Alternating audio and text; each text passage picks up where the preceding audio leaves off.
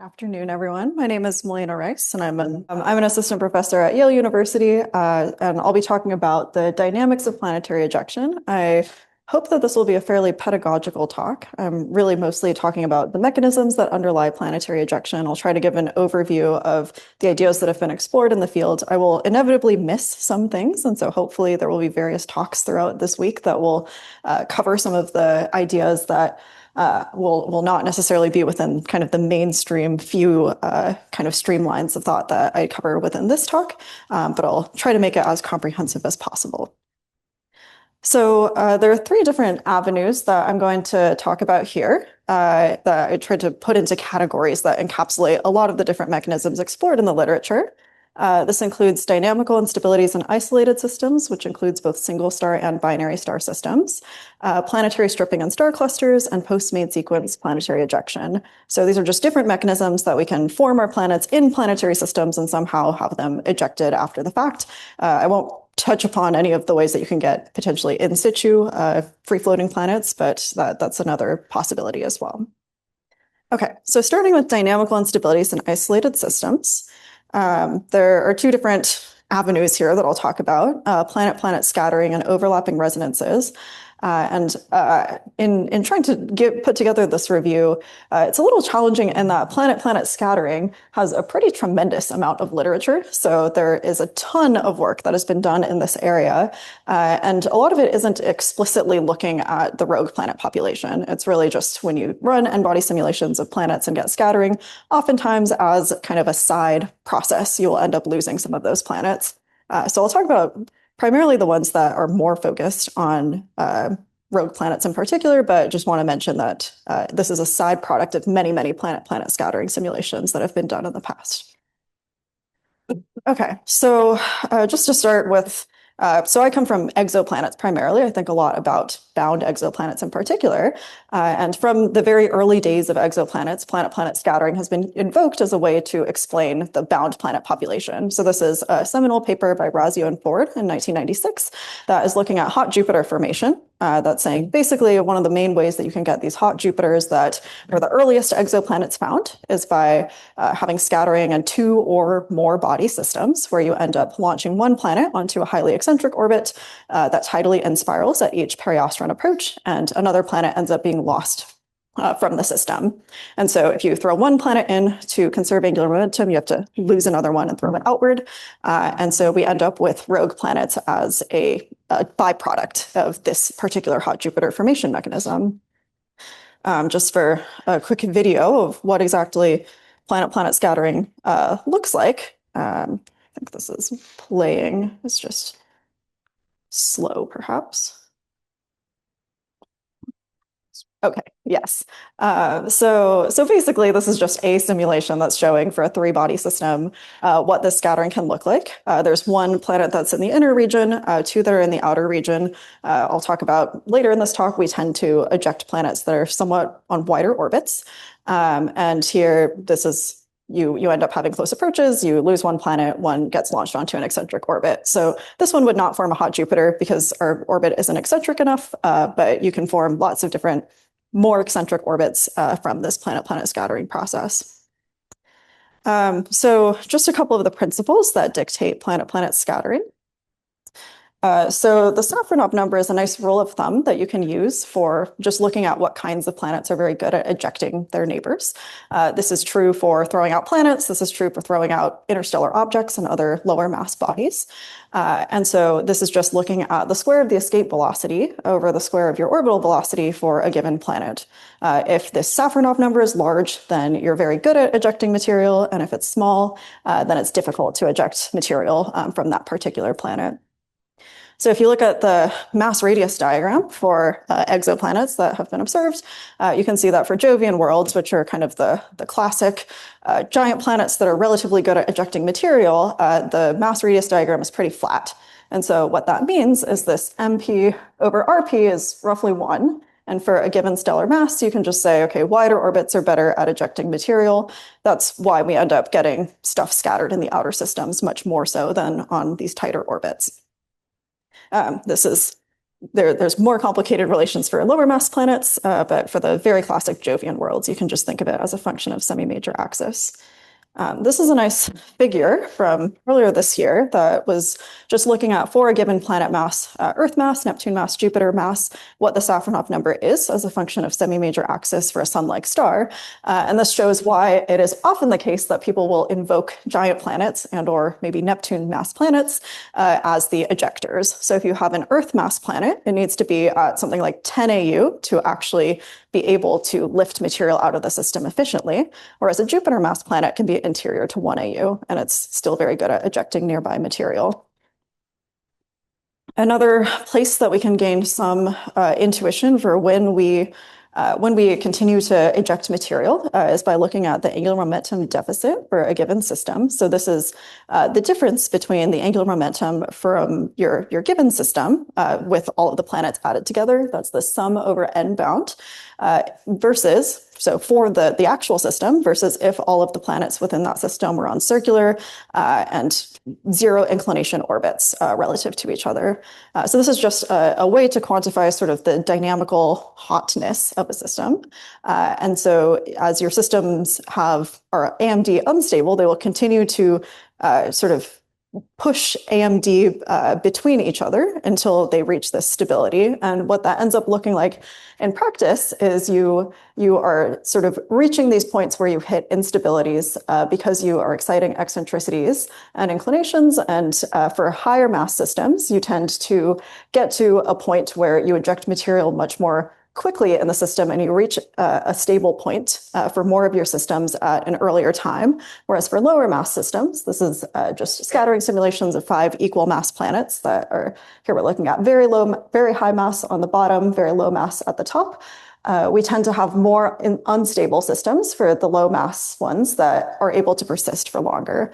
So this is just really a timescale argument of how long it takes for you to actually reach stability. For the lower mass planets, it takes a bit longer to reach AMD stability, whereas the high mass planets, you tend to end up with just a couple of planets remaining in the system that are no longer going to continue to reach these orbit crossings and eject each other. There have been a lot of numerical experiments, as I mentioned, looking at ejection via planet-planet scattering. So just starting with the solar system, so what evidence do we have that planets are ejected on a regular basis? This is actually built into our expectations for the solar system. So this is a relatively early work looking at this from 2007, where here the authors said, okay, if we just put as many closely packed Neptune-sized planets as we can within this particular regime as a function of your disk surface density, then in what cases are you able to reproduce the architecture of the outer solar system? So this is basically saying if you put more Neptunes in the system, you're able to, in certain cases, get a really nice reproduction of the solar system's orbital elements. More recently, it was found that it's actually kind of difficult to reproduce the solar system without having an extra ice giant that formed initially. So often now models will, instead of having just 4 giant planets and kind of the Nice model, they'll add in a fifth one, a fifth ice giant or a fifth giant planet that tends to be a Neptune or Uranus analog. And that planet will be ejected at some point within this simulation. So this is just showing that it's much more likely to reproduce the solar system's current configuration if you eject a planet. And if you start with a larger number of planets, then it also is a bit easier. So here, the actual solar system is the triangles, and we're trying to match that with a range of simulations. And basically the point here is that when you just start with 2 ice giants, which is our current configuration, you tend to underpredict the eccentricities of the current solar system planets. But in the middle and the right, if you have more and more ice giants, even just within our solar system, it does a better job of reproducing the current observed configuration. And this is just a more recent model that's also looking at this breaking the chains idea of starting with resonances within the solar system. You tend to lose a planet, and then you are able to nicely reproduce the current solar system. So we do have evidence from specifically our own solar system that we probably are losing a significant amount of planetary material. If we look at extrasolar systems, though there have been a lot of studies that have showed it's kind of tricky to get from just planet-planet scattering the pretty enormous number of free-floating planets that have been suggested if you are looking specifically at ejection of giant planets. And so this is a study that was just saying how many giant planets you would actually need to begin with if you are considering scattering of giant planets to reproduce the sort of 1.8 at the time free-floating planets per star that had been predicted. And this is particularly tricky because that is considering all the stars in the galaxy. Most of the stars in the galaxy are M dwarfs. We know at this point that actually exoplanets around giant planets in particular around M dwarfs are pretty rare. So this was showing that if you assume that your fraction of unstable orbits is 1, which is the blue lines here, and you're trying to match this solid line, that is the number of free-floating planets per star being 1.8, for example, then you would need to start with somewhere between 10-ish and maybe 20 giant planets to actually reproduce that system if you assume kind of the most optimal configuration. And this is sort of the range in which at the time, giant planet occurrence had been constrained. Now we know it's probably closer to this bottom line.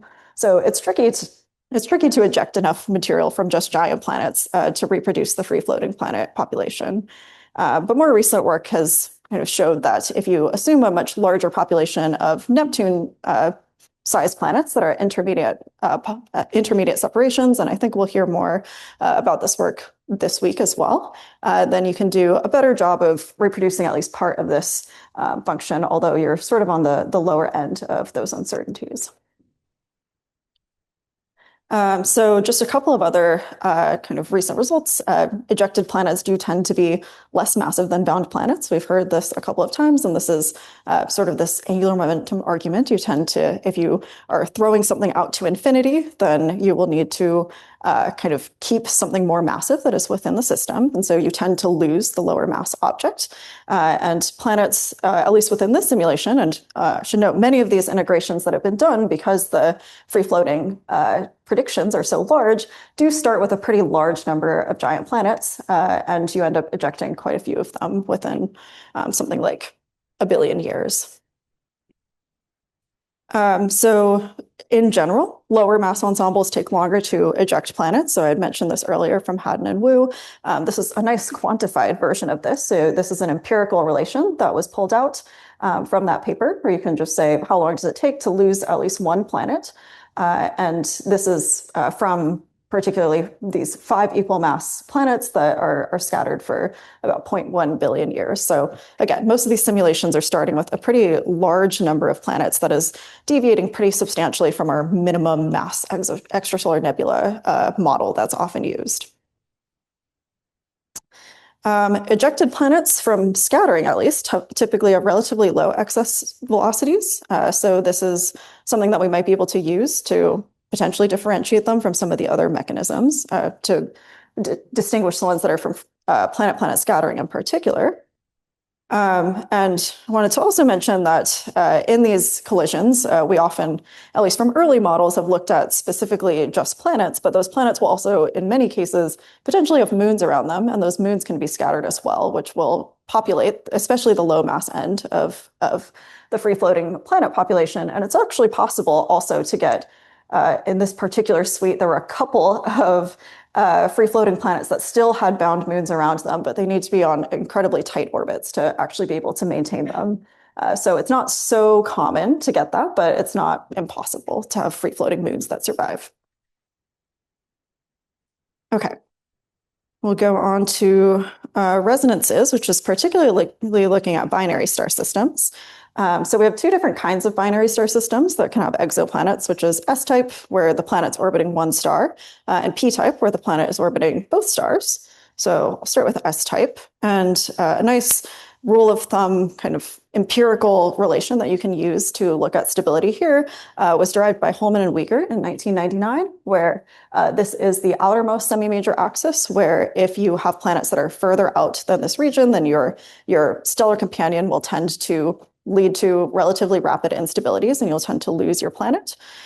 So this is something that was initially derived through n-body simulations, and there was follow-up work that kind of showed as a function of semi-major axis ratio as well as eccentricity of your binary, where you end up with ejections that's effectively in agreement with this Holman and Wiegert result. So the Holman and Wiegert result is this line here, and this set of simulations shows all the ejectable, unstable systems that were modeled here that are in the upper right. So basically what this is saying is if you have a larger semi-major axis ratio that's above that ejectability line and or a higher binary eccentricity, it's easier to toss out your planets. And also if you have a larger mass ratio, so this is just another way of looking at the same thing, then it's also easier to eject your planets from these S-type orbits. For the p-type binaries, there has also been a lot of attention both earlier and more recently. So the same Holman and Wiegert paper also has a nice relation for these that is different, that's distinct. So this also has kind of in this case, it's an innermost region for instability or for stability, and then if you have them,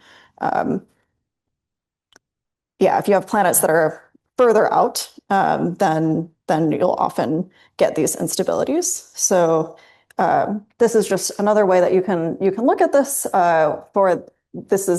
You're not actually operating within the regime of the circular three-body problem when you have scattering, but basically, if you have planets that form very, very close in, they would need to be on extremely close in orbits from looking at the circular three-body problem based on the results from this paper to actually get a collision with the two stars that are at the center. So in general, for the circumbinary systems, when you have instabilities, you tend to lead to ejections outward rather than having material fall into your stellar system. So this actually turns out to mean that if you have planets that form very abundantly within your circumbinary systems, they tend to exit the systems when you have instabilities. So there have been a bunch of numerical simulations that have corroborated this. So this is just one example that's showing when you have any sort of instability, something like 80% of your systems will end up having something get thrown out of your system. And for your higher eccentricity binaries, it takes a bit longer to lose your planets, but you still will lose them over, in this case, all very short time scale. So this is 10 to the 5 years, which is very significantly younger than the ages of most planetary systems that are known. And you can also look at the distribution of velocities that you'd expect here from ejection, which tend to be a little bit higher than from single star planet-planet scattering. So this is just another potential differentiator where you also have velocity dispersions that are a bit higher than you'd expect from planet-planet interactions. And I think we'll also hear about this later this week, but there have been quite a few studies, both for single star systems and for these binary star systems, looking at population synthesis modeling. So if you just take a look at the set of exoplanets that we expect to exist based on the populations that are observed today, and then forward model kind of from initial conditions, producing those populations and then seeing how they evolve with scattering and what kinds of planets end up being lost at some point in that process.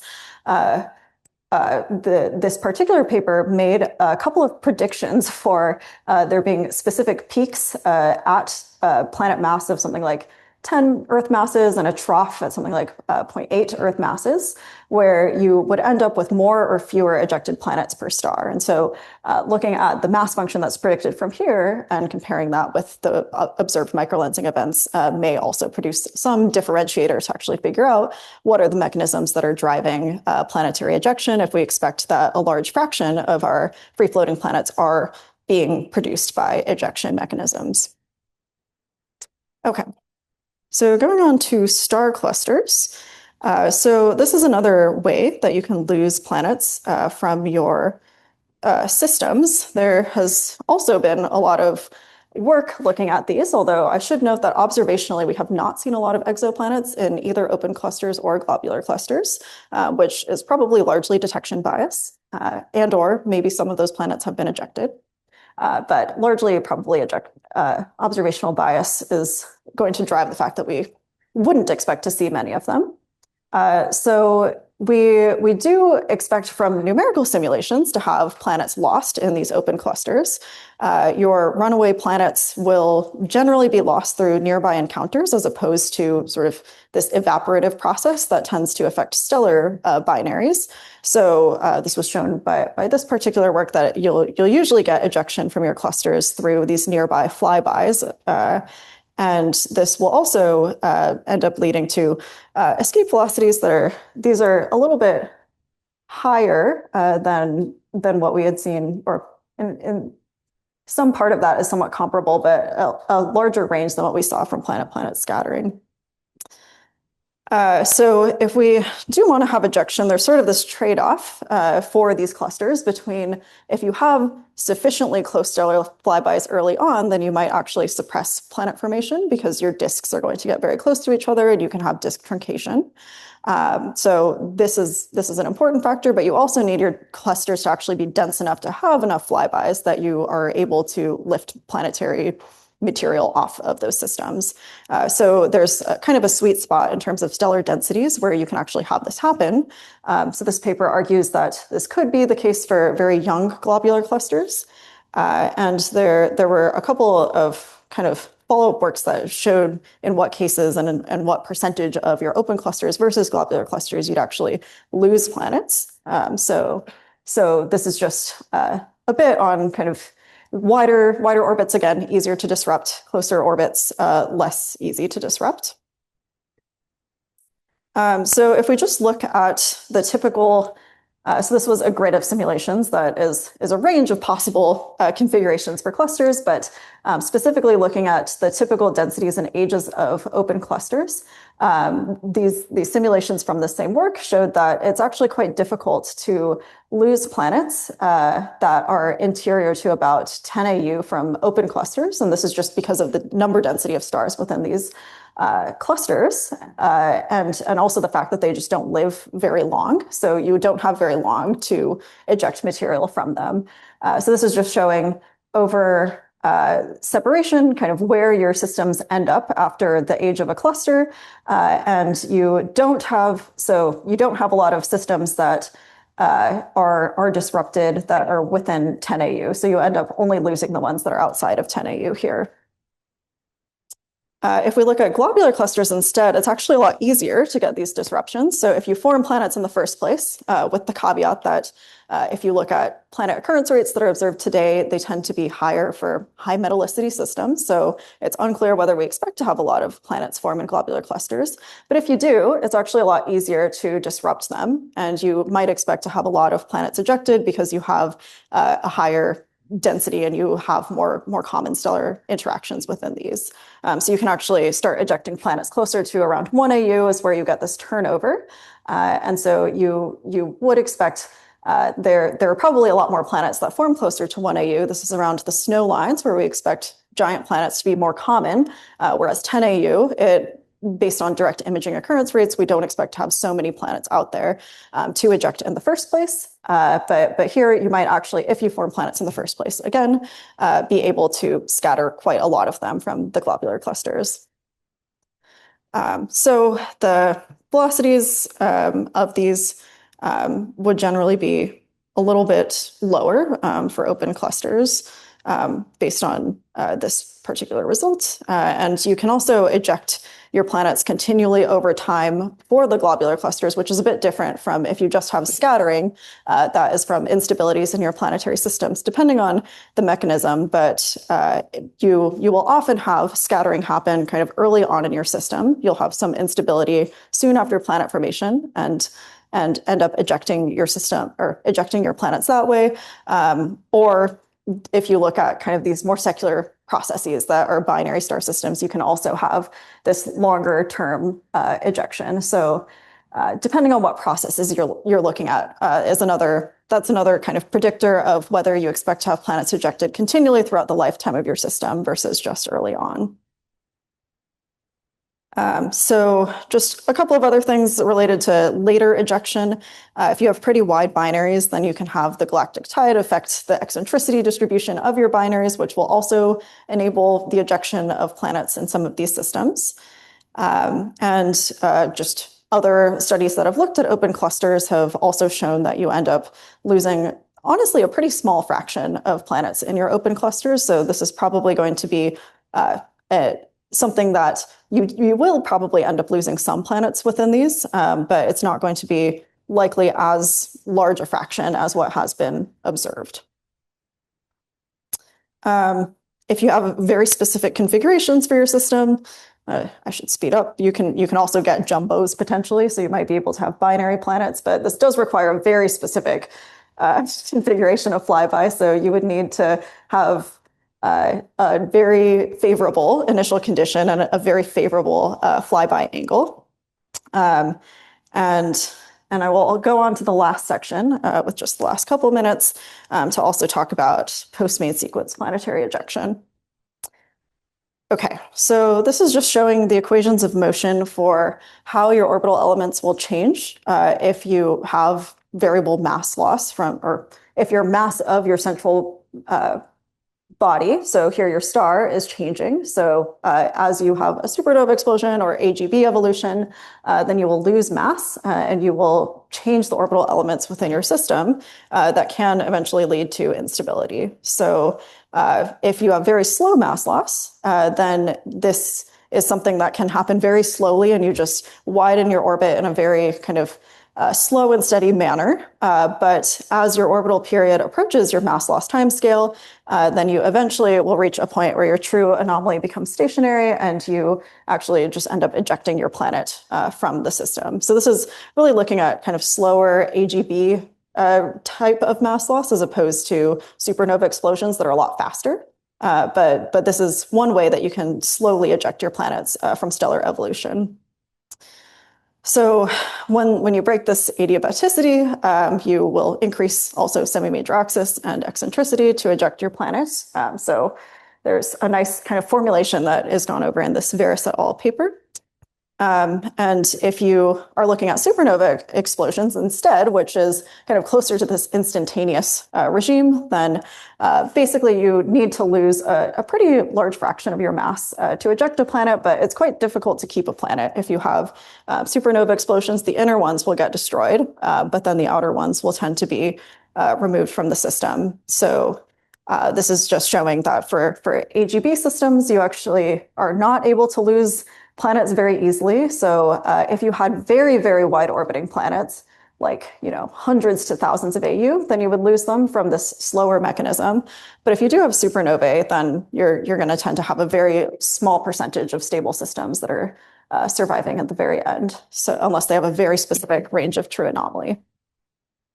And this has also been modeled for binary star systems. I won't go over the details of this, but this gets a bit more complicated for binaries, but you can also map out the regime in which you expect to have stability versus instability there. And for supernova explosions, as you might expect, you tend to eject your planets at very high velocities. So this is another way that you might be able to kind of parse what populations are coming from what kind of ejection mechanism. Okay, so I will end there. And if I have time, then I'll take questions. Thank you. Wonderful talk. Thanks so much, Malena. So we are several minutes behind. Surely it's my fault as the chair, but one very rapid question from Scott, perhaps. I guess I already made slides, so I could, if you strong arm me into it. The entire community. Okay. It's very good. Great, thank you. Yeah, awesome. All right, let's thank Malena one more time.